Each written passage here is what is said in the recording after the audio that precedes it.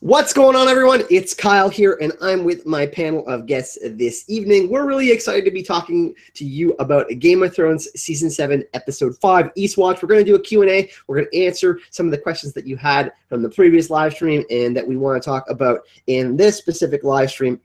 And what we're going to do is we're going to introduce the panel here, and I got Johnny the Irish Wildling is back. What's going on, man? Oh, intro fail. I thought I hit me mic. Top of the morning to you, Kyle. I'm Johnny. Eedly. This is how we talk over in Ireland. And us leprechauns love House Baratheon. Eedly. Good to be back, homie. What's good, Georgie? What's good, Kyle? What's good, chat? It's yeah. And we have George Sartiano lurking in his office. Hello, everybody, and welcome back to our weekly discussion of Game of Thrones. We're coming up on the end of this season. There's a lot of stuff to talk about and a lot of threads that need to be closed up. So let's get right to it. And just for everyone in the chat, just to be respectful of everyone who hasn't seen the episode, no spoilers in the chat. Otherwise, you are getting timed out. And if you keep spamming or anything like that, you're gonzo. So just to be respectful for everyone that is trying to remain or is trying to keep the mystery for Sunday, we're going to have no spoilers for the next episode. We all do know the episode leaked. But we are going to have a fun time here tonight. And we got a little bit of celebration to have this evening. We did hit 15,000 subscribers here on the channel today. So thank you so much to everyone in the chat and everyone that's been supporting the channel. Really, really awesome. That was my goal before the season to at least get to 10 or 15,000 subscribers, and we got there. So thank you so much, guys and gals. And let's start off. Johnny, what was your favorite moment in the last episode? We had a few. I have a feeling it's going to be the return of Gendry Baratheon to the story. It has to be Gendry, obviously. It has to be how he wielded that Warhammer. Not how he spoke about that Warhammer, but how he wielded it. And an interesting fact, shout out to One-Eyed Johnny on my comment section. Do you know that the Golden Cloak, who was saying about Cersei will pay us more, that's the doofus. That's the dude who played the doofus of Ned Stark and Braavos. Yeah. So seeing a Baratheon smash the person who made fun of Ned, I'm like, oh, poetry in motion. That are cheap casting budgets. One or the other, but that's my favorite scene. It wasn't like Gendry hit one and then hit the other. He hit one and then underhanded looped the other. It was like, and Bravo. Davos telling Tyrion to fuck off, and we're fucked. It's like, it's a toss-up, mate. That is orgasm coil for me, easy. I'm not sure what my favorite moment was. It was probably Jon standing up to Daenerys. But George, what was your favorite moment, man? Oh, there's so many different things that went on that episode. Just even when Jaime was going back, trying to tell his sister, this is for real. We got to deal with this. He's a great actor, and he's really come to embody that role. And I never thought I would actually say that I like Jaime, but he's pulled it around, and I'm kind of rooting for him. Yeah, I mean, I've been on record saying that I think that I believe that Jaime will be the Valonqar. I think that they keep on bringing him back to Cersei. So when it will happen, when he does kill Cersei, that it will be more shocking, and the foreshadowing is different in the show. But I've really enjoyed him this season. You're right. He has given us a reason to root for him. He has, done things as honorably as he can for the most part. And I think that, hopefully by the end of the season, we'll see him have a turnaround, and we'll see what happens there. Oh, geez, we got a $10 donation. It is from Tommy Ting Tong. It says, hi, Azor Hype. Love the chats and keep the love. Yeah, well, hype and love, everyone. That's our new house words. And everybody knows that we spam those fire emojis and those hearts when we get into the chats and we get those donations. Thank you so much. MVP of the episode, though, Johnny. I mean, you said Gendry. Are you sticking with Gendry for MVP of the episode? Was it Jon Snow? Was it Davos Seaworth? Was it Jaime Lannister? Who was the MVP of the episode for you? I don't know, Kyle. It's very hard, as you know, for me to be unbiased on this one. I'm gonna bring back a rant in my answer, and it's gonna be really quick in 30 seconds. It's there's one man, he was a bastard that Cersei demanded killed, but we really found out it was Joffrey. Then he came back. He was with Arya. He was humble. He spotted Arya has woman parts, not man parts. And then he came back and he's told by Davos that happened. And Gendry's like, yeah, no fucking problem, mate. At all. And then he smashed 2 Lannisters, saved Davos, saved Tyrion, 2 people that everybody loves. And then to Jon Snow, he called him shorter, has that Robert Baratheon pizzazz. Easy. Okay, so Gendry for Johnny. And what about you, George? Well, yeah, you know, I thought I was going to be really up on Arya this season, and it looked like it was kind of going that way, but she's been a little weird cat ever since she got back. I mean, if we think Bran is an odd one, you know, Arya's kind of off in her own little world as well, and I'm just not sure what she's playing at. You know, I'm seeing her do awesome stuff, and you can see some of the wheels turning in her head, but there is some underlying plan or something there that I just can't figure out. So I guess I'll still say her, but I don't know. Do you think that it's possible that Arya and Sansa have already had a discussion like behind the scenes? Because I feel like the moment that it all clicked for them was when Bran gave the dagger to Arya, and they're like, yeah, okay, Littlefinger, he's a problem. We're all in danger. You know, obviously Sansa said we can't trust Littlefinger. He actually wants something from you if he gives you something. I think that's the moment where all 3 of them got together, and I actually think that behind the scenes, well, actually what's playing out right now, and I just dropped a theory video this afternoon, I think what actually is playing out is the play of the death of Littlefinger. We see that Arya learned a lot from the play in Bravos and from masquerading as Mercy. So I think that actually what's going on is Arya and Sansa, what some of the stuff that we're seeing is actually an act. What do you think about that? John, you want to jump in on that? Yeah, I completely agree with that. That was my philosophy is Arya has been through a hell of a lot, like through her younger years, and she's been suppressed by I call the faceless men. They're like Scientology if they were worldwide murderers. Like that's what they are, but more silent. You know, kind of indoctrinated into a cult. So all them emotions suppressed. It's like not only is she seeing Sansa, Bran, and she's back at Winterfell, all the emotions are coming back and are overwhelming her. It's like, I'm a human being. So I could definitely see that. Like, definitely, I'm on board with that 100%. That's what I think is happening. It's just making us think otherwise. But Arya loves her family. We all know that. So just to make Sansa afraid of her right now, so Sansa stays in line. Yeah, it's really interesting. I know that George, you know, he fucks with me all the time and tries to say that Arya is the waif and whatnot. But looking at it from the perspective, look who said it first. I didn't say anything about it this time. Kyle just went there. But no, I'm going to jump on this one for a second. I don't think that the show would do us the dishonor of having Arya and Sansa talk behind the scenes like that, and then show some of the other scenes, that interactions between them that are kind of going on. I don't think they've talked yet. No, I don't think so. But wait.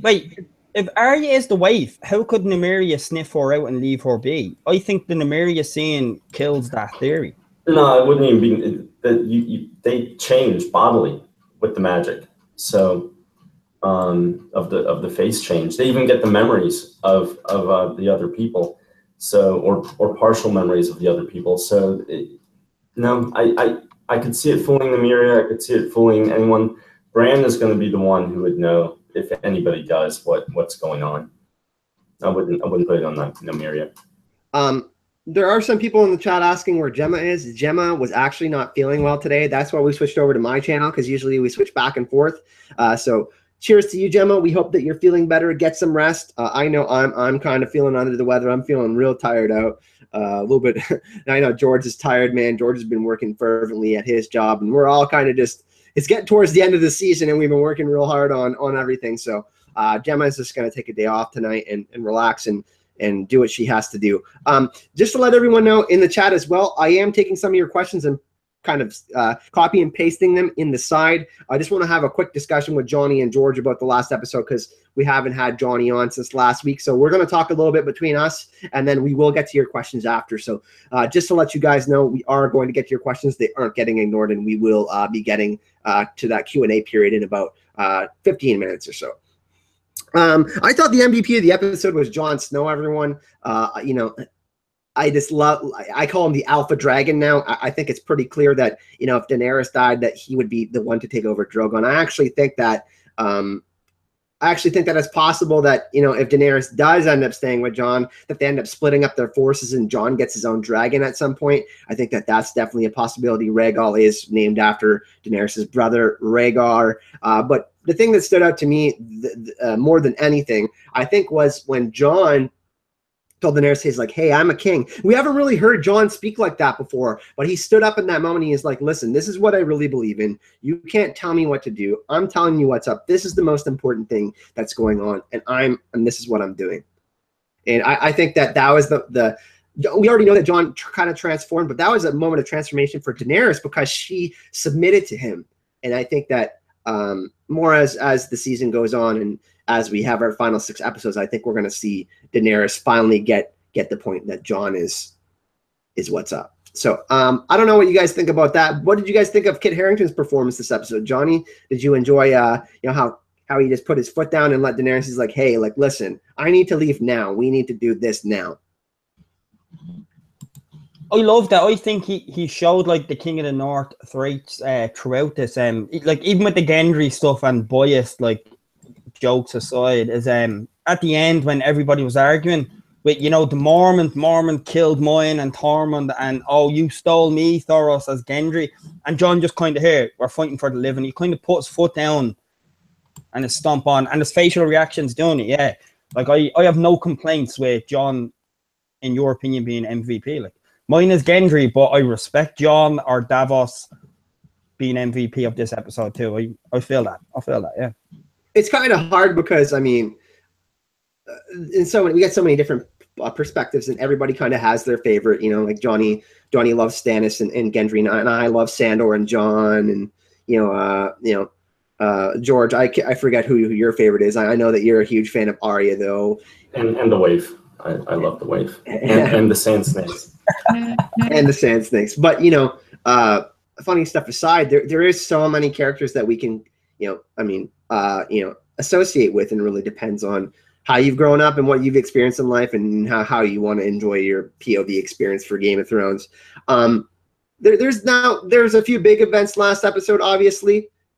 We got them going to Eastwatch. We got Bran. This is the one thing I really want to talk about, was Bran going beyond the wall towards the Eastwatch, and with his raven spying on the Night King. And then the Night King kind of looks at all the crows or the ravens, and they all dispel.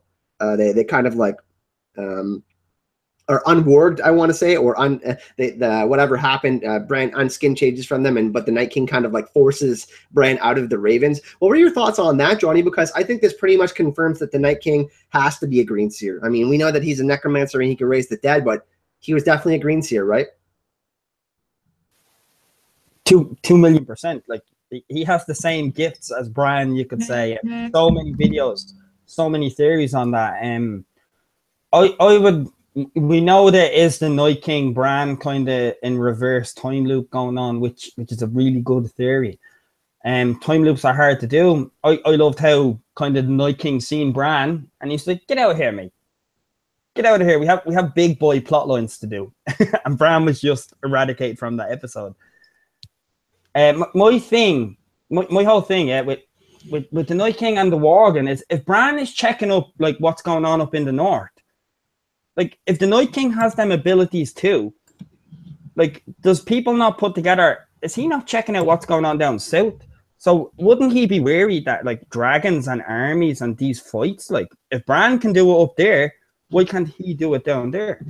That's my question. I mean, the magic of the wall is that specifically why he can't do it? I mean, that's not really explained. We don't know. I mean, we know that the Three-Eyed Raven cave had magic, and we know that Storm's End and Winterfell and apparently the Wall all have magic built within it. So I don't know if that's a thing. If that's, I mean, I'm assuming they're going to explain some of these things next season, and some of the stuff will just be for the books. But I'm hoping that we at least figure out how he's able to achieve this stuff. George, would you like to jump in on this? You know, we're watching all this stuff go on with magic, and it's really kind of coming back into the world. It hasn't been here, and one of the things that we're kind of questioning is like, what is working and what isn't working. Where does the magic come from? We've seen 2 people be resurrected at least so far. We've seen Bran's green seer power grow. We've heard Melisandre say that when she's near the wall, that that her power is even bigger and greater than it ever was. And we're watching as the Night King and his forces are moving ever closer to the wall. So are they moving towards or away from their source of magical power, right?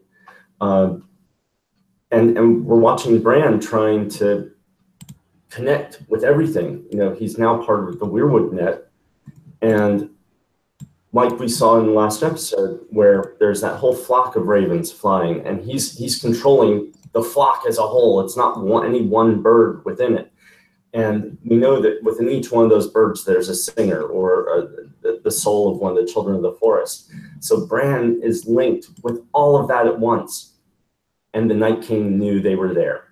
That's got to freak everybody out. I mean, and Bran had to bail. He had to pull out.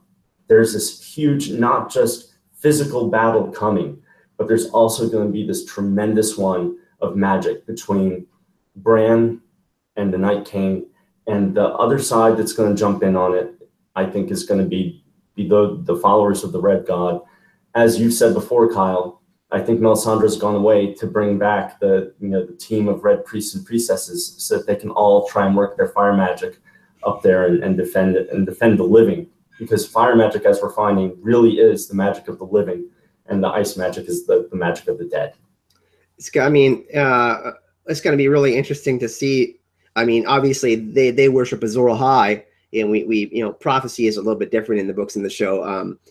Cinematically, they can try to achieve foreshadowing differently. I mean, visually, it's a little bit more difficult, because if you do something, if you try to foreshadow something, it's giving a whole point away. So they have to kind of systematically over seasons or over a few episodes or over more than one season try to plant the seed in your mind that this person could possibly be this reincarnated version of a hero. Now in the books, George can plant these seeds, and he can plant many different red herrings, and we imagine things with our own mind. So it's a little bit different, and it's a little bit more mysterious. So I think, and obviously it's talked about more in the books. He can explore it more through 1,000 pages rather than just an hour of television. But I'm thinking that, I mean, I hope the Red God stuff is going to play out next season. I would really like to kind of see, I don't know if we'll see the Great Other Lore ever expressed in physical form, but kind of the embodiments of both from the other, the red side. Go ahead, George. Johnny. Could it, just to go on top of what Kyle and George said there, it's like you pointed out like necromancy, and then George pointed out like the magic game. So if we look at the Night King, like what Bran's game is warging, yeah, and then George points out how he warged like a flock, which that's a great point. And then I'm thinking it's like, what's the opposite then, like of a dead person with them abilities? This is what gives more credence to Bran as the Night King back then or whatever, because it's the opposite of that, raising the dead. Instead of like tuning into living people, warging into them, is that the opposite, that you can raise the dead? Like, what's the opposite effect? How did the Night King get this? Is that the opposite of warging? You know what I mean? It's pretty crazy, right? I mean, we got to assume that the Night King is, well, we know that he's not living. He's not living nor dead. He's in this. I mean, he's in the state of ice. This, I want to say purgatory, a state of purgatory, because he has a dragon glass in his heart. So his heart really isn't beating, and he's cursed. I want to say cursed in this state of being. So he can't get out of it. But yeah, it's going to be really interesting. I really hope that they explore I mean, I know they will, but I want it to be explored at length in the show as well. Some flashbacks, stuff like that. We get to maybe find out who this person really was. Maybe that in between period when the Children of the Forest had him as a weapon and how they used him against. You know what I mean? We never really hear anything about that period. How he was used as a weapon. If it went the creation, like he went AWOL directly after they turned him, whatever. So I think that's something that we got to explore. Do we want to talk about anything else about the past episode? I think, there were some other big moments. Obviously, Tyrion talking with Jaime, Cersei, all of that. But I know that we want to get into the Q&A period. This is what we do Thursdays for. Did you guys have any final thoughts about the last episode? We're kind of going to get into some questions. If you guys want to touch on anything else. No, let's hit the questions. All right, sounds good. So Ricky Ricardo says, at Azor hype, Euron sacrifices Yara and becomes the Drown God, foreshadowed at the Citadel. Do you think that that's a thing? I mean, when the Maesters are talking, right, we obviously know that Sam takes some stuff with him. Johnny? I mean, they were talking about that. The Drown God killed Aegon or something like that? It was prophesized. Yeah. Yeah, Kyle, I've a crazy thing on the Drowned God in general. It's if you go back to Yara Asha, she always seen a haunted tree, over on them oils, and it creeped the shit out of her. It was like kind of an evil weirwood tree, the way it was wrote, and she was not a fan of that. And I have this crazy outlook, Kyle. You remember we know each other over a year, we have some random chats, and it's I had this crazy one where it's Patchface was an original warg victim. See what Bran did to Hodor? It's did Euron do that to Patchface? Kind of where it messed his senses and heads up to the intellectual level he's at now.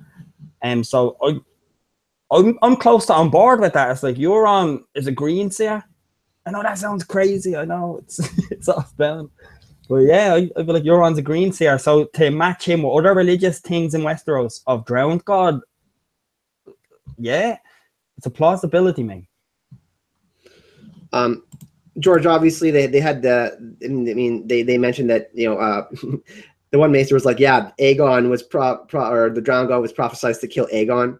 You thought that's foreshadowing for Euron killing Jon. I had someone mention that to me, and I said no.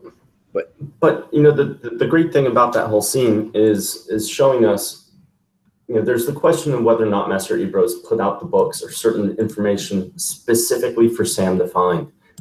And the fact of the matter is that they know so much of what's in all those books and scrolls and things that it would be very easy for Ebros to go in and pick out specific things for Jon to read or for Sam to read. He just happens to have found the cure for grayscale. He just happens to have come across the annulment and remarriage of Rhaegar, But but the thing is that when they're all just sitting around that table and jibber jabbering about these weird little facts, they know the weird little facts. Of course, they know the big ones. Of course, Ebros put out those specific books for Sam.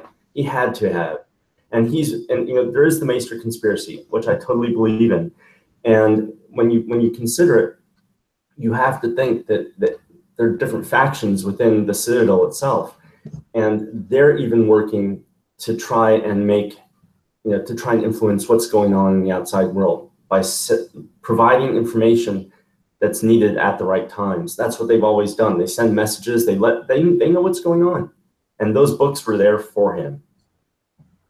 Absolutely. I think he was indirectly trying to help Sam, because in the situation with that scene, I think that he wants to express that Samuel is probably correct, but he can't because of the Senate type of thing that's going on, because there are different figureheads within the Citadel. The Archmaester isn't the only one.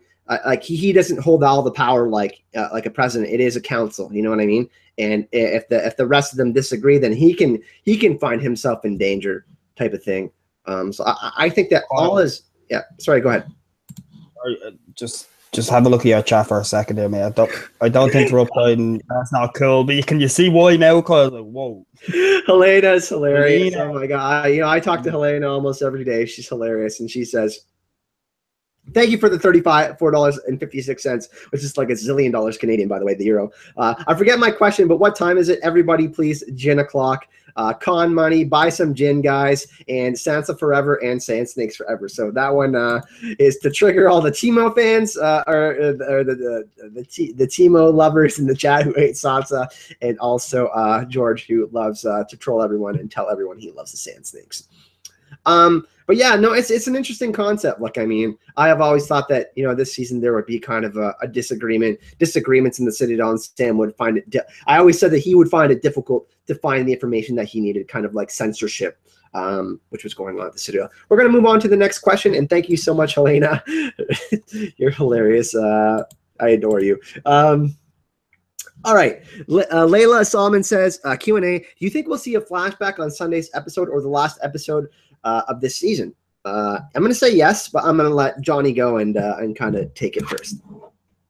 I'm going to say final episode. Wait, what's the question, Carl? Sorry, I was giving Are we going to see a flashback in the next 2 episodes? I don't think so now, Kyle. I remember before season 7 began, we had our chats even in September, for God's sake. I would have been on like Rhaegar, the attorney, like to explain like the love affair to bring back in the present. I don't see one happening now, man. I don't like what would I know we can say many, but like with the way this story is on so much fast forward, like the only flashback that is worthy now is the Isle of Faces, no? And then a Howland Reed kind of coming in. Like, what else? It's so fast forward, like. It's crazy, man. The pacing of this season is definitely difficult to digest, I think, because we know how little time is left and we know how much they have to fit in the season. I've been saying for the whole season that I think we're going to get the Night of the Laughing Tree stuff. And it's going to be really brief, but why Rhaegar chose Lyanna and it's going to be it'll relate to the prophecy. Why? I mean, he'll view Lyanna as a warrior, I think, and I think that we're going to see why he loved Lyanna. But I definitely think that we're going to see that, and I think that Howland Reed might be part of that. I could be mistaken, but I think that we're going to see Rhaegar and Lyanna married at the Isle of the Faces. It was specifically mentioned that there was an annulment, so I think that we got to see Rhaegar in person just to see how much they kind of cared about each other, and that he might have been a good person. We heard from multiple people that, you know, from Robert and their perspective that he might not have been a good person like Oberyn, but from other people that were close to Rhaegar who knew him actually knew that he was kind of down to earth. So, George, go ahead. Well, the message that was read by Gilly says that there was a marriage there in Dorne. So unfortunately, we're probably not going to see a wedding on the Isle of Faces. And you know, it probably won't be until season 8 until we actually see the Isle of Faces and we finally meet Howland Reed at this point. As far as a flashback goes, you know, we're pushing right up on the end here, and Bran has not really done any time travel yet this season. He really hasn't looked into the past, and at some point there's going to have to be some conversation or something that goes on. We know that Sam is heading up north. He's going to get there in the next 2 episodes. He has to before the season's over, and something is going to trigger that memory for him of what Gilly said about Rhaegar. And or someone's going to say Rhaegar, she's going to see it again and say Rhaegar, and he's going to be like, no, that's Rhaegar. What exactly? So, you know, him and Bran, there's going to be this conversation. Jon is going to be there probably, and that's when we're finally going to get that flashback to the tourney at Harrenhal, and maybe a very brief visit of the wedding in Dorne.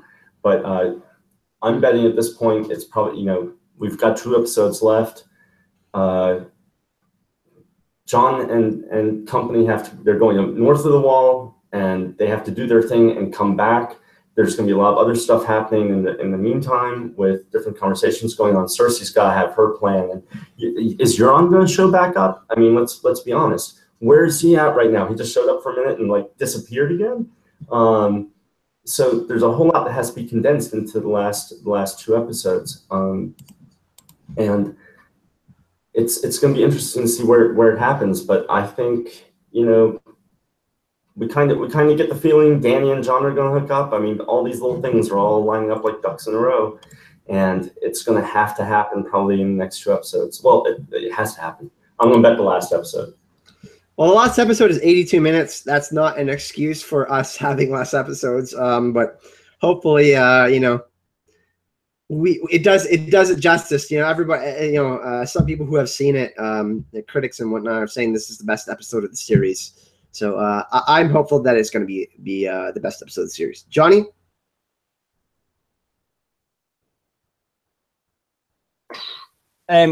Kyle, can I do a reverse role here? I know Kyle is the host. He's Azor Ahai, the host. I want to do a reverse role for a second. You bet that we will see Rhaegar this season. Will you bet? School's sake, Kyle. Will you bet eating a sock for it? And if anybody doesn't know, Kyle had a bet about Lady Stoneheart, pretty similar to this in season 6. Actually, I also still have a hanging bet with Grey Area about that Sansa will not betray Jon Snow this season for a Funko Pop, and I'm pretty sure that I'm going to win that one. So you got that 100%, yeah. But will you eat it for Rhaegar? I will. I'll make the proclamation now. If Rhaegar doesn't appear this season, I will eat a sock live on air right now. But he's going to appear. So I'm gonna expect some. I'm gonna expect some sort of. I don't know, Johnny. I'm gonna expect something, some sort of gratification from the crowd. I don't know, saying Kyle, hey, you know what I'm saying? Well, we'll see what happens. I don't think I'm gonna have to eat a sock on that one though. Lady Stoneheart, Cole. What happened, Lady Stoneheart, mate? Yeah, that was a rough one. We're going to get some more questions here. Q&A. Do you think now this is interesting. This is do you think Dany will become Jon's Nisa, as I think he needs more Valyrian steel to kill the night, more than Valyrian steel to king the Night King and bring the dawn? Now this is something that I want to address. When Daenerys keeps on asking about his heart before Jorah appears, I thought that was really interesting, and I think that eventually Jon and Dany are going to bang at some point, and she's going to see him naked, and she'll see that he got, stabbed by the Night's Watch. So I think that what's going to happen is that foreshadowing that Dany will get the point when they know that they're losing the war against the Night King. Will she be willing to sacrifice herself if they use like the sword Dawn, and it has to be put into her heart, and it needs to become Lightbringer, and that's the only way that the Night King can be defeated? Would she sacrifice herself for the greater good? You think that she'll get to that point, Johnny? That's what I'm thinking. You don't know. The way the dialogue in like the early season, Kyle, before I answer, you have another donation. Donations forced. It's humble respect. Hannibal, thank you so much. You know how much I love chicken. Kyle, you can buy some wings with this, brother. Keep it up. Thank you so much, my friend. Hannibal, everybody show some love to Hannibal in the chat. Fire and heart emojis. Hype and love. But go ahead, Johnny. Hannibal knows, man. Hannibal is the homie, man. SCU stuff, man. But it's like in the early part of this season, like we get told that the Azor Ahai thing is it's a split thing. You remember I had a conversation with you and George like prior in private, and then with other people as well. Whereas I could see like Sam. I wanted Sam to give Heartsbane to Jorah, and then Heartsbane, because Jorah is the Heartsbane to Dany's affection. He loves her. And, you know what I mean? Maybe it'd be Jorah that drives it through her. And then up north, if Azor Ahai is a two-way thing, and it's not just one person, which Kyle said long ago too. So to go with that theory, what if Jon and Arya? So that hurts me to say that. It's like, what? Because you know, even I can't even put words because it breaks my heart. But that's what Nisa is. So if the prophecy is split, then it's Jon and Arya, Jorah and Dany. So it's like, damn, bad news all around. That is some bad news, man. Yikes. That's right. Oh, we have Ghost the Direwolf in the chat. He definitely needs some more airtime this season. Everybody say hi to Ghost. Let's give him some treats. Great points, though, Johnny. Ghost beats Drogon all day, homie. That is fake news, everyone. Spam those fake news emojis in the chat. George, what do you think about that, though? Do you think that, Daenerys could possibly be Nisa? I mean, you think that regular Valyrian steel is going to kill the Night King? I'm not of that thought. I think that there's going to take something more than that. When we talk about whether or not she could be Nisa, of course she could. The the thing that's interesting about Jon and Dany is that they both talk about how much they're for the people and how they're willing to sacrifice themselves. And we clearly see Jon has already done this a couple times now. You know, he's going north of the wall to try and get a white so he can bring it back and prove to everybody. He's traveled all over. He's doing what he can. He really is like elected by the people and trying to stand in their place. Dany's in a similar role. She is also for the people. And it'll come down to, now that, you know, we have to wonder, is she willing to give up you know, she's so confident in saying, I'm born to be queen, I have all this stuff. Is she going to be willing to give all that up and give up her life potentially in order to save everyone from the coming disaster? I think here's what's going to happen. And I'm going to jump in on this, George, because I just had an epiphany. Well, I've been thinking about this for a while now, but she lights a fire for life. The three fires she must light. She lights a fire for life with the dragons. She lights a fire for death when she kills the Dothraki. She was unburnt twice. And the fire that she must light for love is actually her death. So the fire that she must light for love is for Jon. And I think that her and Jon are going to find true love. And that's the bittersweet thing, that Daenerys has to die in order to achieve that. Now, I think that her and Jon are going to have a kid. I think that she's going to get pregnant at some point and they're going to have a kid together. Then the cycle repeats. Jon or someone else is going to raise that kid, and they're not going to have a mother or father. Tyrion, Kyle. Tyrion. Or Samuel or Davos, one of those. But that's what I'm thinking, and I think it's actually going to be the Sword Dawn. It's got different properties than the other sword. I could be wrong though. It could be Longclaw because Jon is using that sword, or it could be a Valyrian steel sword. But I think that that's the fire that she must light for love, and I think that the sword is literally because she is the last dragon technically. Like Jon is half. I think that that's how it's going to go down. But I could be wrong, though. But that's my answer anyways. Anybody want to jump in on that before we open the next question?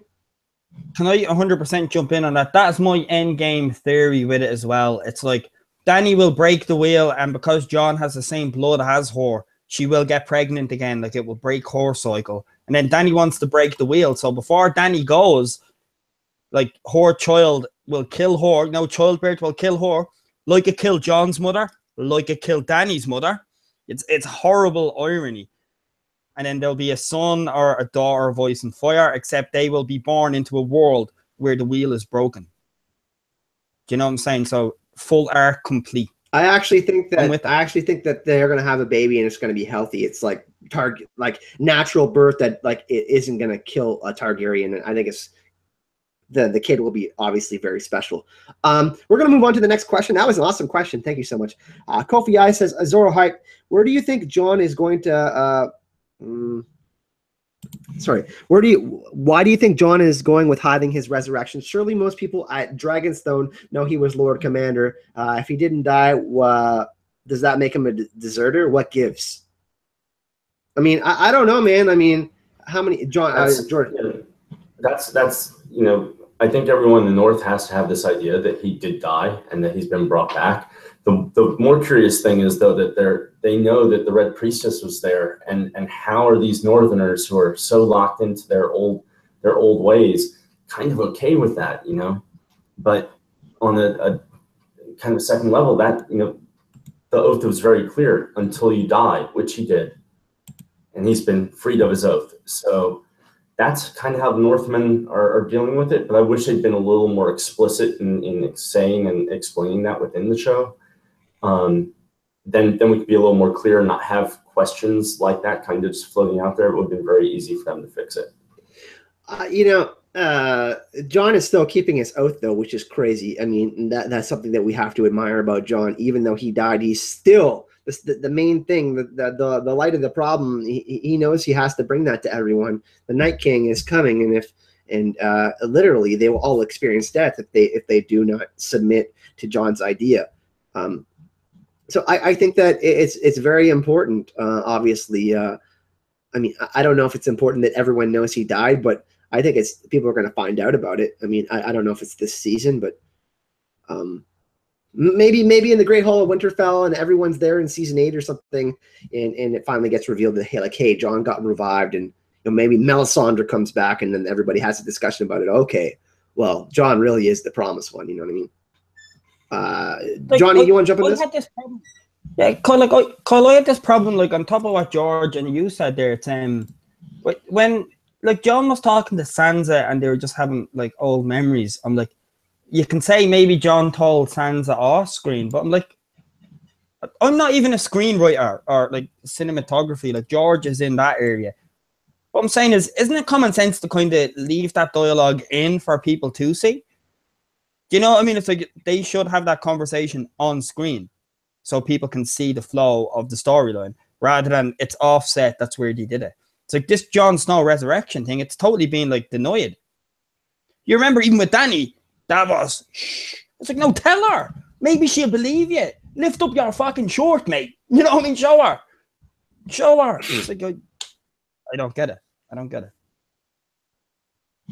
Yeah, I mean, it really depends. I mean, I don't know. I think I don't think it's a plot hole like them going over it, but I think it will, like, people will, Daenerys will find out, and that's the most important that needs to know about that Jon was revived. One thing I did want to do before we jump into some more questions is we've got like, I had like 20 patrons before the season started, and now we're at 46. I wanted to just name on some people and thank them sincerely. So thank you so much to Jackie, you, Sammy O. I want to thank Leah M. I want to thank Ree. I want to thank Danielle Gilbert, Amberlyn, John, Helen, Patrick, Kelly, Nitro Bunny, Karen, Scotty, Rosa Para, Stephanie Marshall, Karen Richmond, and thank you so much to all of the other people that I did name. I just have the list here, and it only shows me the list of people who most recently did it. But I wanted to thank everyone who has donated and supported me on Patreon. Thank you so much. It helps me and George go to these cons, helps with like me getting this new computer so I can make better videos, and I just want to thank everybody that has pledged to Patreon. Let's get to some more questions in the chat. I think that's all of them that we got earlier that I copy and pasted, so I'll try to keep up with everybody in the chat. Now, Great Dane has a cool one here, guys. Dany is fire resistant and has dragons, but won't believe that Jon is resurrected. Oh, it's more of a comment. That's pretty funny. Well, no, I mean, I just kind of answered that in the chat. The thing is that I think Jon has a bigger fear. Here's a guy who's potentially being looked at as undead, saying, "Hey, come help me against the undead." You know, is he on their side? Is he controlled? What does that mean? And that just throws a level of weirdness in that I think Jon has been trying to kind of dodge or keep down on the VL so that, you know, not everyone can just bring that up against him, because that's, in some ways it's an amazing thing. But when you're fighting an army of the undead, aren't you a little worried that he might be able to be controlled or something? You know, it's something new, it's weird and different, and he might not really want anybody to know for that reason. That's definitely a thing. Johnny? It's pretty much George summed it up. It's like I feel George kind of walked into my head and then just stole my thoughts, to be honest with you. George, I'm blocking you on Hangouts. That's the way it is. Oh, we have a question. We have a question from Johnny the Irish Wildling. Shit, we have a question. Shit, what did he say? He says, Q&A, is George and Kyle coming home to Winterfell, my home, to Northern Ireland? George, what do we think about that? We're going to try our best, right? Oh, yeah. Yeah, we're going to try definitely either this fall or in the winter sometime to get out there. Maybe next spring. I mean, let's check and see what the schedule's like for shooting. They haven't put it out yet, so it'd be cooler to be there while they're doing it than not. Yeah, we're gonna try. We're gonna try our best to get over there and go see Johnny and hang out first and foremost. Meet one of my best buddies, and then obviously go ahead and see some sites. You know, me and George want to be there for season 8 filming and try to catch some of the cool stuff before the main show ends. But yeah, me and George definitely want to go to Europe and do that. Like if you hit Ireland, just mark accommodation off your list. Like you don't have to pay for that. Get me a beer at a bar, and I will be your Sandor Clegane. It's all good.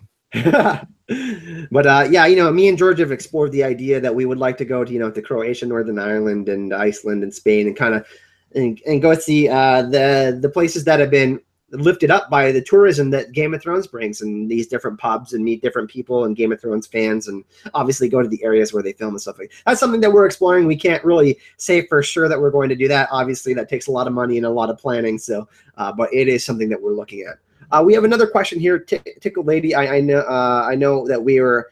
You posed this question a couple times in the chat. Sorry that I missed it, but here it says, "How long before Sam remembers Gilly's words about Prince Rhaegar?" I mean, we're going to see that in the final episode, right, George? I know you addressed this earlier. Rhaegar. It's Rhaegar. Rhaegar. Remember. Yeah, that's the correct pronunciation now. No, it's Rhaegar of House and Knoll. Rhaegar of House and Knoll, George. Say it right. Right. It's not going to be until they get there and they have to talk to Bran. There's going to have to be some triggering moment that lets us know that that's actually what they're talking about. Gilly's going to have to say that Rhaegar thing with the word being right there, and he's going to be like, wait, that Rhaegar, that's Rhaegar, and then they're going to start putting all the pieces together, and that's going to be really weird when we see the people on the show actually realize that the whole Robert's Rebellion and everything that went along with it, it's all like the cause, it's all BS. You know, how's that going to change everything on the show? We got another donation, guys, from Aaron, who's like the awesomest. Well, not the awesomest, because I love you all equally. But she donated a $20 donation, and she says, "For you to go see Jonnie." We will definitely put that away in the fund, Aaron. We won't touch it, and that'll be going towards the fund to go see Jonnie. But what do you think? What do you think about that, Jonnie? Do you think that we see that in the final episode? I mean, Sam was in a tiff, so. I don't know. My wolf sense sniffs to other degrees online, and leaks, plots, theories aside, I have seen the actor of Jaqen H'ghar around a certain place that I'm in. That's all I can say. So, no, I know nothing. Or as somebody from my stream quoted me, Linda, shout out to Linda. She quotes me as, "I'm like Jon Snow and Tyrion because I drink and I know nothing." You know what I'm saying? Yeah, you guys nailed it. I think that it will. I think that it won't take long. Sam and Bran are meeting in the final episode of the season. Ooh, here's a great question. We saw that Drogon warmed up to Jon. How about if Dany ever goes to Winterfell, will Ghost like Dany? That would be interesting. What do you think about that, Jonnie? I'm going to say yes. I think that Ghost would probably like her.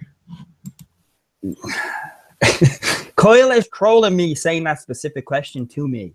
Yeah, so let me just. Yes, he will. He will. I know he will. He will like her. But that makes me triggered, Kyle. You know why I'm triggered? Because if that scene happens, which it will, well, Kyle said that's gonna happen. He's right. Triggered because why didn't we get a scene with Arya and Ghost chilling like a villain on penicillin? It's like I made a prediction that Ghost is going to be beside Sansa's side when Littlefinger dies, when they're going to execute him in front of a hard tree in Winterfell. That's what I think is going to happen, or in the Godswood story. I think it's going to be like when Grey Wind was beside Robb. It's going to be awesome. You've made me feel a little bit more happy. George's battery is about to die, everyone. So he's trying to get a charger so he could continue to join us. I figured I'd throw George under the bus there, so you guys can have a laugh at him in the chat if you'd like. We got another question here, Jonnie. It's from Lola Dixie, and she says, "Do you think we will see the dead kings beneath the crypts rise before the end of the series? So, if the Night King comes around, can he raise them? Can Jon or Bran have that ability to raise them? What do you think about that?" I remember Gemma, shout out to Gemma, hashtag get well soon, Gemma. She made a whole theory on how the Starks kind of keep the crypt kind of sacred, from crap like that happening. So yeah, imagine that. Imagine all the White Walkers and Whites around Winterfell near end game. Those that come at me, bro, raise the roof shit. And then, they start coming, oh crap. And all the old Starks are coming up under them. No. Stop making me think. Stop it. We have another donation, Johnny. We didn't miss it. Trust me. I just try to post it in the side. I like to not cut off everyone when they're doing their points, so that's why we waited a little bit. But Amanda Duncan gives $5 and she says another donation to help get y'all to go see Johnny. Oh yeah, going in the go see Johnny slush fund. But yeah, I'm not sure if we see. I'm not sure if we see, and guys, I meant to type sec, but I typed sex. Relax. I don't know if we'll see them raised. That would be interesting, though. I mean, that would mean Ned Stark would kind of be back in like ghostly weird form. But I don't know. We'll see what happens. I'm gonna say no, but it's possible. Now, but if the Night that means Lyanna Stark could rise up and attack Arya. No. Yeah, I know. I'm gonna say fake news on that one. I don't think it's gonna happen. What? Sorry, go ahead, George. What were you saying? No, that one of the big things that I've been wondering about a lot is, what is that purpose of the crypts? Why is Lyanna down there? Why are all these people down there? Are they going to come back in the next season? I mean, there's a part of me that genuinely wonders that. I mean, or worse, are they going to come back and be on the wrong side? Are all the dead? And this is a question that's been asked in the chat. As the Night King goes through Westeros, is he going to raise all the dead that he goes by? Is this army going to be an infinite army or not? And they better stop him before he gets there, because otherwise there's no way they'll be able to. Tickle Lady said, now we know why Ned put Lyanna in the crypts, because she was a queen. That is a great point. Rhaegar and her got married, and Ned definitely honored that. But yeah, I'm in agreement. Yeah, I don't know. I definitely don't. Personally, I don't want to see it them be on the other side or anything like that. So yeah, that makes a lot more sense about Lyanna. I mean, there are all these little clues that are out there that we know about and we read and see, and they're all kind of gelling together now. And the crazy thing is that I think it's just gonna piss me off that everyone I miss like that. Like, that's so obvious. How the hell did I miss that one? I'm just gonna be kicking myself every time now. So wish fulfillment and clue fulfillment. I wish I just had a list. I could just start like, okay, here are these ones. Oh, got that one. Didn't get this one. Oh man. Like the rest of the show, that's like all I'm going to be doing now. Yeah, it's going to be really hard. It's going to be really hard to kind of pull. I don't know how many predictions I've got wrong, but there's quite a few. But that's the fun thing. I love the theory craft. I wanted to give another shout out to John Beck. I just saw it in my email. He pledged $10 to Patreon. Thank you so much, my friend. I am so glad to have. I mean, it's been crazy, man. We are at 47 patrons now. My God, you guys are awesome. That's definitely going to help out so much. Okay, we have 200 people that finally broke the chat for us this evening. Thank you all for hanging out. We're really happy that you're all going to be here. Let's go get to some more questions in the chat. I see some that have been repeated. Prof. Simone says, okay, whoa, that went fast. Do you think they go right from the wall to King's Landing to meet with Cersei? Will we get a full Stark reunion before the season is over? Great question. So, assuming people and them survive beyond the wall when they're doing their little ranging mission, do you think they go straight to King's Landing, Johnny, and do the whole dragon pit meeting thing? Well, judging by the fast forward of the DVD section of Game of Thrones, which, can I point out, yeah, I'm not complaining about that, because I find with Game of Thrones, I'm sorry all, but I love the books, I love the show, and forgive my French here, but it's the fucking craziest fan base you'll come across. They will spot the sand on the dirt in seconds if you give them a sniff. You know what I mean? So it's like we complain if they go too fast and we complain if they go too slow. So, you know what I mean? And I think it's so fast forward, we'll go by that. And it's not a complaint out of me. It's just, it is what will happen. So I'm accepting the inevitable. And Winds of Winter will not be out. It will not be out until next Christmas when the show ends, because that's how J.R.R. Martin wants to split it. So it's like, be happy for what you have than what you don't. And can I apologize, Kyle, in advance? because every time Cole gets a donation, I always kind of interrupt because I'm hyped to be like, look, you got a donation. So I apologize for that. I let me hype take me over too much. No, not at all. I mean, we want to make sure that we got to make sure that we are addressing these people that help the channel grow. I mean, that's the thing. It is a difficult thing to make a YouTube channel work. A lot of work goes into videos, and it's not the most lucrative thing. But like I said, I do it because I love it. It's my passion, and I will continue to do it for as long as I can, because I'm addicted to hanging out with all of you guys. Really, honestly. Here's another question. George, did you want to jump in on that one before we? What were we talking about? I completely lost my train. I answered that one already. Let's move on. So let's see. Carmen asks, how far is Two gone to be brought back to the army of the dead?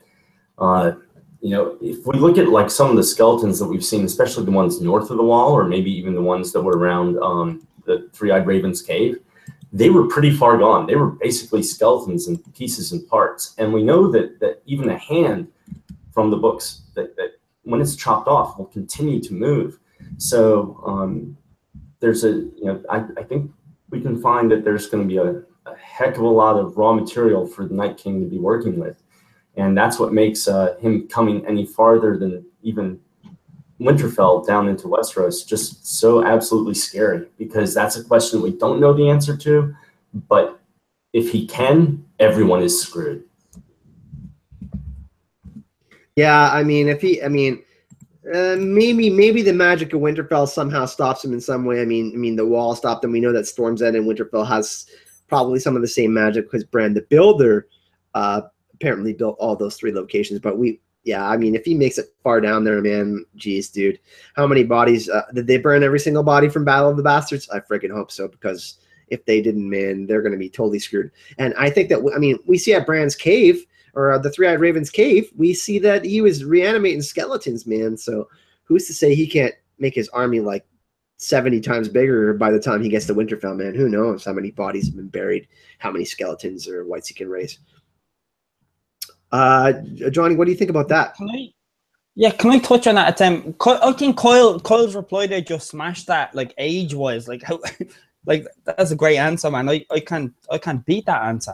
So can I throw another question upon that question? Is what's the distance of the Night King's sway? It's because, do you remember the white that attacked Jean Mormont? It's like, I'm with Cole, I'm with that. It's like, it can be any age. How old were them skeletons that attacked them? So I think that answer nullified that question. So I was like, but what's the distance, yeah? Jean Mormont got attacked by a white that went under the wall. He went, so how, like, we talk about this magical barrier. What's the distance that the Night King can turn this? I'd go with distance over time. Like, what's the distance? Like, that's my question. We have another donation from John Back, who goes as Dragon Master J in the chat, and he says, "Are there more dragon eggs?" That's really interesting. In the books, Euron apparently tosses one into the water. What do you guys think about this? We'll start out with George on this one. Are there more dragon eggs, George? Oh, we got another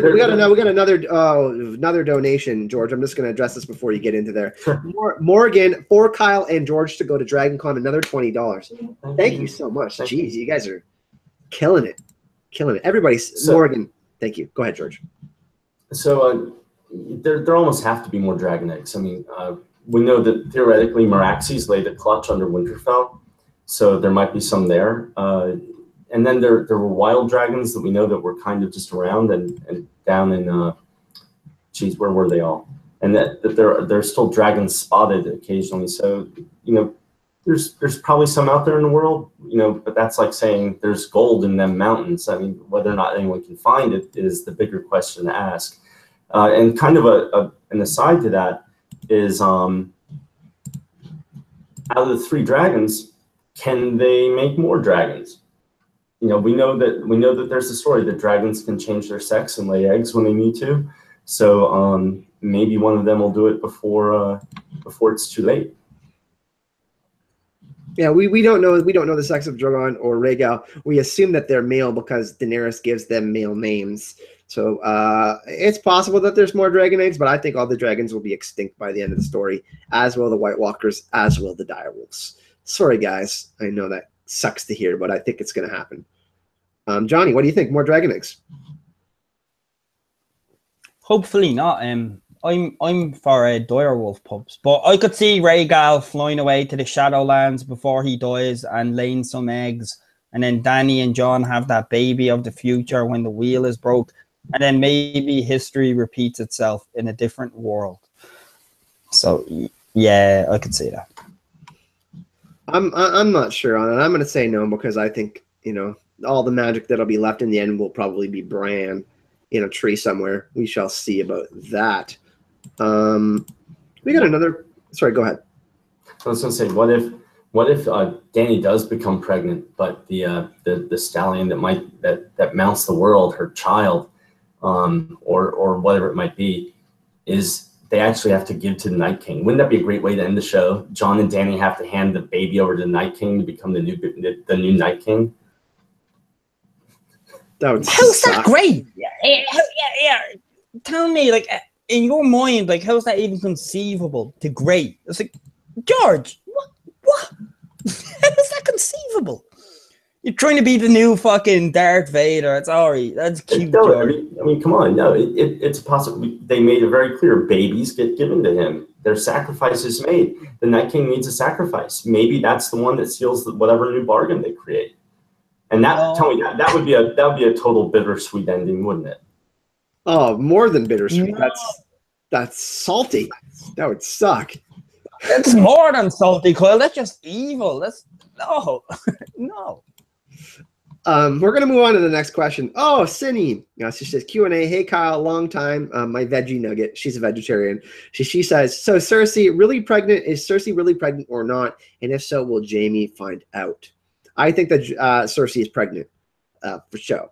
What do you think about this one, George? Yeah. Or George, go ahead. No, she's pregnant. I mean, that's why Qyburn was there. I mean, and he was confirming it. And she wants Jaime to know. She likes making babies with him. She's said that many times, and she wants one. She has an almost pathological need for babies. So she's definitely trying to create that, and you know. But as the prophecy says, she'll have 3 children, and we know she's already had 4, and 1 was miscarried. So that's going to be how that ball bounces, I think. What do you think, Johnny? Yeah, well, shout out to Maggie the Frog. You will have 3 children. Full stop. Full stop. And Kristen says a point to George's point, yeah? Like, doesn't a bittersweet ending have sweet in it? Then had no sweet, so get the fuck out of here. John, man. I love having these guys on, man. We have a question from Wesley. Azor hype, what kind of ruthless plan will Cersei try to pull out when everyone meets about the wipe? So what is she going to do? She said she has to think like Tywin. So I don't know. Is she going to try some sort of red wedding scenario at the dragon pit? Or the mountain, is the hound going to end up killing the mountain because she's going to sick the mountain after everyone? What do you think is going to happen there? Is she going to try? I mean, I don't know. Think about that. What do you think, Kyle? You go first. I'll go last on this, Izzy. I mean, I think she's going to become paranoid like Mad King Aerys because that's who she resembles the most to me. I think that, you know, after she embraced Jaime like that, I think that, you know, she's going to lock herself in that castle and she's going to think she's safe with that wildfire, I think. I don't know. That's just, I don't think she leaves that castle ever again. What do you think about that? She's going to try to keep that Iron Throne for as long as she can. I mean, no, Kyle, seeing as George is a very sweet, optimistic person with his predictions of the end game, I think he should take that question next. It's like, come on, George. Now we're talking about a horrible character, so tell us something beautiful about him. Okay, so no, she's got no game left. She doesn't have anything. She is in the castle. The only thing that she has is ownership of the place, of the space around her that she's standing on. Everyone's going to abandon her. She doesn't have an army. You know, how many times can they recruit more gold cloaks in the city? You know, what they've done that 2 or 3 times already since the show has started. How many, you know, fresh young men are there to bring into the army? Everything has dwindled. all these factors have dwindled down for her. She's got nothing left. The gold that she just got, she's transferring that over to the Iron Bank, and they may loan her more gold so they can bring in mercenary companies. But even then, the mercenary companies have to get to her, and who's going? With dragons available, who's going to let that happen? The only way they could get there potentially would be with Euron and his magic stealth fleet that's jet powered, going somewhere and coming back with them. That's the only way. And I don't necessarily foresee that happening, but where's Euron? Who knows what the hell he's doing at the moment? He is the storm. He's out there hurricaning it up or something. I think that Jaime's eventually going to be turned off by Cersei. Like, they're going to fracture, but I don't know, man. Does Cersei going to have the child? Like, I don't see a scenario where it's like Cersei's just not a good mother, not going to be a good mother going forward. Let's be honest. I don't think she has any turning back. I mean, she essentially, hell no. I mean, Tommen committed suicide because of her. So, you know what I'm saying? So it's like, I don't know where they're going to go with that. I'm the same, man. I don't know what to say. Tyrion knows Cersei, so it's totally a trap, Dany. Come on. But Dany is cautious as well, because even in the earlier episode, she was saying that, going like, "Are you my hand? Like, or are you a Lannister?" In that sense, which you can understand where Dany is coming from. I am not a Dany fan, as you all know, but I would be on Dany's side on that. Going, whose side are you on? It's like, are you setting me up? The game has been played poor from Dany's side, and she has all. It's like a game of chess, and Dany took the rooks out and the bishops, and Tyrion is just leaving her for checkmate. It's like, come on, mate. So I don't know, Kyle M. What's really interesting is that if they do go through with this meeting at the Dragon Pit, like it's supposed to go down, it's really interesting to see, like, what if is the Lannister army going to be behind Cersei? The rest of the Lannister army, like, did any of them get back and escape? We know that some of them probably bent the knee to Daenerys. Like, are they gonna, like, how many people are gonna see this undead thing? You know what I mean? How many people will pledge themselves to go help Daenerys and Jon? Will it be Cersei that ends up betraying them or something and says, I don't want to end up giving my forces? People want to stay alive as long as they can. That's just the fact. So, depending on how many people actually are there in this situation, depending on, who they kind of have their allegiance to. I mean, Jaime, he could have left the Lannister army behind, and he didn't.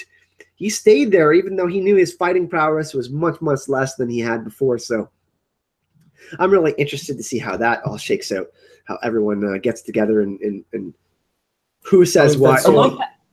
That's still one of the biggest plot holes, guys. I mean, how Jaime and Bronn end up in the water 50 feet from Drogon and Dany. How long are they in the water, and how far do they go without anybody noticing them, and they're able to get back to the other side? I mean, you can say the same about Theon Greyjoy on the shrapnel when Euron smashed them, no? Yeah. Like, how did he get away? Oh, no. I mean, he rode the driftwood everywhere, right? I mean, I don't know. I think that Jaime defects, man. I think, yeah, he rode the driftwood. He rode the driftwood. He was on the door that Leonardo DiCaprio had to let go of back in the day. Yeah, in the Titanic. Not as romantic. Definitely. Y'all are the comedians. Yeah. Y'all are the comedians right now. I was asking a serious question. Yeah, get the fuck out of here. I mean, when will we see? Leslie has a good question that kind of ties in with all of this. Are the Unsullied going to leave Casterly Rock anytime soon? I mean, when do all the forces get together? I mean, we don't have that much time over the next 2 episodes, and it looks like the next episode is going to be very, very much focused beyond the wall. That's the rumor, anyways. So. I don't know. What do you guys think? Like, the last episode is more focused on King's Landing, I guess. And all that. Can I touch upon that? Under Daenerys' orders and anybody's orders, I don't think the Unsullied have the balls to move anywhere. Just a thought. Oh my god! I knew something was coming. Definitely not Grey Worm. By the way, see what I did there? Okay, White Giants. Are we going to see any white giants? I mean, we saw them in the preview, right? They're there already. We've seen them, so that's clear. You know, someone just said something. I bounced around that Golden Company idea in my head. Someone mentioned Dario in the chat, and I wonder, you know, like that's a really genuine thing to think about. You know, if Cersei paid him and transported him to come back, and he shows up and he lines up with Cersei's side, is he really going to be there fighting for Cersei, or does Dany still have a place in his heart and he actually is going to fight for her? I mean, that might be one of the weird little twists that we see. We actually see Dario show up with a reason again. That would be interesting, right? I mean, is Euron even trustworthy for Cersei, right? I mean, I don't know, man. Like, there's so many questions that need to get answered, right? I don't know, man. I could see Dario being reintroduced in season 8. I mean, I think there's going to be quite a few cameos in season 8 because, I mean, it's the last season. They're going to try to tie up everything, right? What do you guys think about that? Yeah, the dragon scenes have cancelled out Ghost. Like, them jokes are overused, so I will not carry on with them. But if white giants come into season 8, then, like, my real question is, like, that's not really good for Ghost. Like, this is not helping it. If the white giants are going to be used in season 8, where's, like, Ghost? You're at Winterfell. Just let Arya go over it and, like, touch your head or something. Give us something. Do you know what I mean? The white giants are coming into it. They were not shown for nothing. Like the ballistic. Do you remember the ballistic weapon? That was shown as a plot device and then used against Drogon the episode later. You don't show these things if you're not going to use them. The white giants, they are coming. I would rather, and people are going to yell at me for this, I would rather see them mention Rickon dying than see Ghost. It's so ridiculous. Yeah. I'm going to yell at you for that. I'm going to yell at you for that. Shame. I'm gonna get everybody. Exactly. Shame on the show for having this family. It's so tight. They haven't even mentioned their brother's dead to Arya. I don't know, man. We will see. I mean, jeez, man, they got to tie up so many things in the last 2 episodes of the season before season 8. It's really going to be difficult. I mean, I'm starting to feel like we really needed 10 episodes this season. You know, I went on a record and said that, you know, this season, you know, is going to be awesome. I have issues with some of the pacing. I'm really enjoying every single episode, but I always just want more. You know what I mean? It's so hard to just be done with an episode and be like, oh, I need like another 10 episodes now. You know what I mean? I need it all. But let's take a couple more questions. This has been a really fun chat. We've had some really good discussions, and George and Johnny have been absolutely nailing their answers here. Sorry, Kyle. I'm hurt, man. I'm hurt by George's rhetoric. Why do you have him on? That hurt my soul a little bit.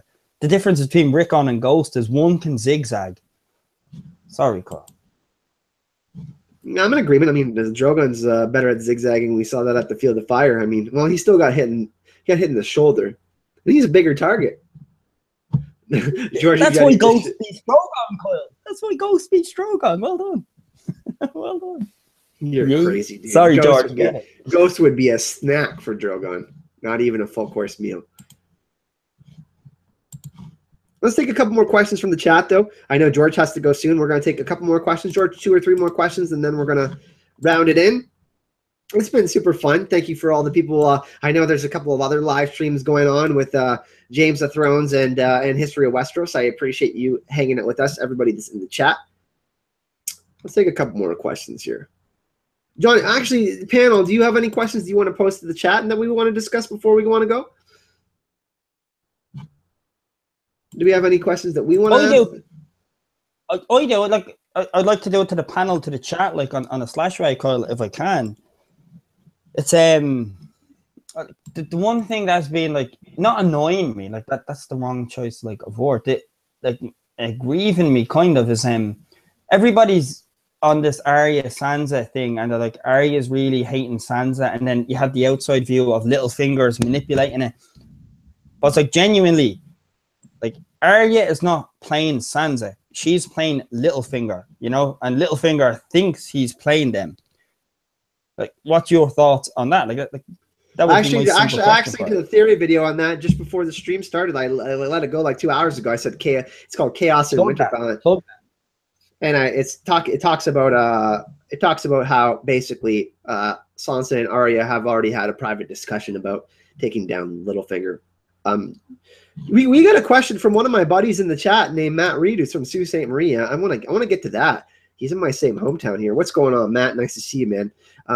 Will Sam Tarly take control of House Tarly? Now that we know the Tarleys are roasted, is it possible that that Sam might become warden of the south at some point? That's what the show is really setting up, right? That every individual who is going to have a spot, Sam will probably get that because the Tarleys are gone and the Tyrells are gone. So Sam is there, and Jon can now release him from his vow as a member of the Night's Watch. So he's available for that now. And that, you know, as someone else mentioned, that would then put baby Sam potentially in line to be the next ruler there.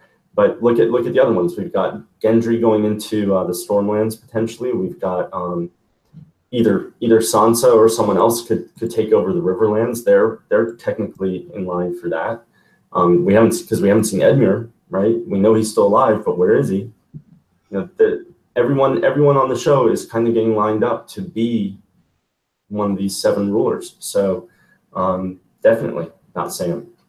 Yeah, you know what's so interesting about this story in Song of Ice and Fire and the Game of Thrones is it's a lot about children. You know, the children of the Forest. Obviously, we know that the war happened, and it was about those children. They're called the children of the Forest because they appear like children. They're very small. But it's really about children. I mean, like, look at all how many people are affected by their fathers and mother, like Tywin and Ned Stark. It's really the story of people, how they're dealing with the situations in their lives, of how they've been so affected by their families. You know, like Samuel by his father. Tywin has had a distinct impact on Tyrion and Jaime and Cersei. And we know Ned has had a huge impact on all the Starks. So that's really what it's all about. And then I think, you know, we're kind of going to see this cycle start again. At the end of the story, we'll kind of see rebirths of families, and some families will become extinct, but we will see, you know, some children coming up and some young people under the guise of good leadership and good people and good fathers and mothers that are still alive. Hopefully, some of them make it, like Davoses of the world and whatnot, you know. But I think that's really kind of one of the things that they're trying to show us too in the story, is that look at what's happening. I mean, Jon Snow, look at him in particular, him and Daenerys. I mean, you know, never really got to be with their parents, and look at how effective and good people, like what effective and good people they become, how many good things they have achieved in their life. So yeah, it's going to be really interesting to see if like little Sam kind of becomes, you know, at the end of the story, he becomes like a figurehead or something like that. Maybe we get a flash forward even. I don't know if that's going to happen, but that's pretty crazy, right? With that and Gendry and Arya, like continuing, remember how Joffrey and Sansa were supposed to be the combining of houses with Stark and Baratheon. Gendry and Arya is still in there with a show. I know it's a long shot, but it's still in there to unite them. It's still there. It's still living. For the love of Jon Snow, let Edmure go, George. He's a wimp, and even Arya didn't save that. Sorry, F. Oh my god, man.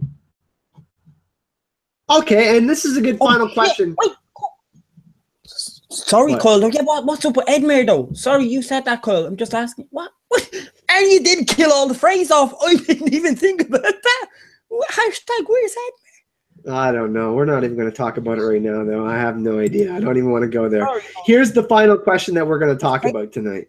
And I'm sorry that I'm kind of just getting off that subject of Edmure. But which spinoff would we like to see, and which one are we going to see? That's,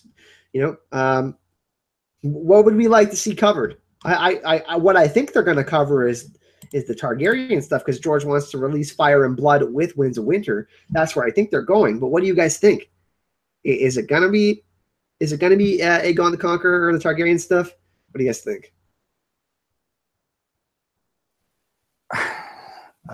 Well, he did say it's not dunking an egg, so. No Robert's Rebellion either. No Robert's Rebellion, no Duncan Egg. And so, yeah, Dance of Dragons. Dance of Dragons is the most prominent one, isn't it? Like, it is. You get to see the rise of the Faceless Men as characters throughout that, and everything that went on in the world of Valyria, old Valyria, as they say. Yeah, I would say Dance of Dragons, like, is the prominent choice. Sadly, I'm not going to watch that because I hate him. George. You hear the spin-offs I actually want to see. I want to see Arya and the Hound. Okay. Again. I could deal with watching the Jaime and Bronn show. I think there should be a cocktail matching food show with Tyrion. I want to see the hot pie cooking show, and how to be a mom starring Cersei. I think those would all be great. I'm sorry, Cole, but can I say to George, nice. Shit, man, why am I giving real answers, man? If I was allowed. God damn it.